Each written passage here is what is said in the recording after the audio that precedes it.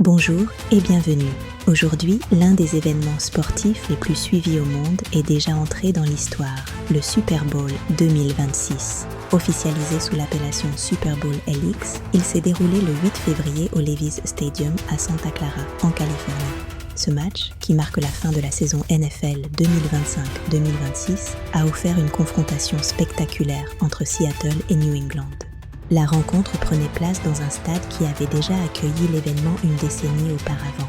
Dès l'annonce, les fans du monde entier se sont préparés pour ce rendez-vous emblématique de la culture sportive. Le coup d'envoi a été donné à 18h30 heure de l'Est, dans un Levi's Stadium plein à craquer.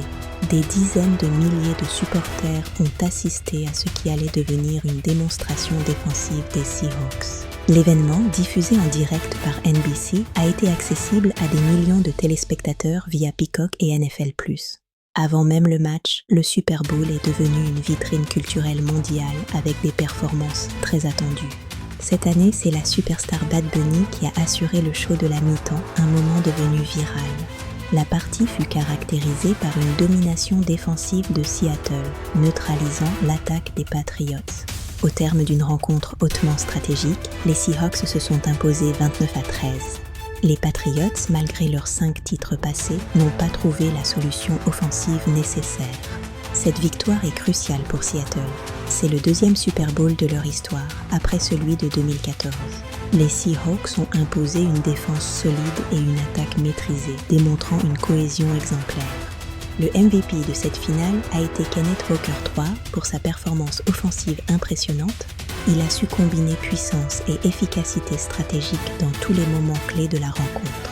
Le kicker Jason Myers a établi un record avec 5 field goals réussis, consolidant l'avance de son équipe. En attaque, Sam Darnold a livré une performance marquante avec plus de 200 yards par la passe. Côté Patriots, le jeune Drake May a ressenti la pression d'une défense de Seattle particulièrement agressive. L'événement ne s'est pas limité au terrain.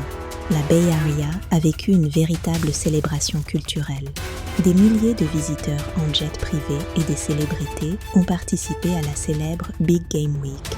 Cependant, des groupes ont profité de l'affluence pour manifester contre l'agence ICE près du stade.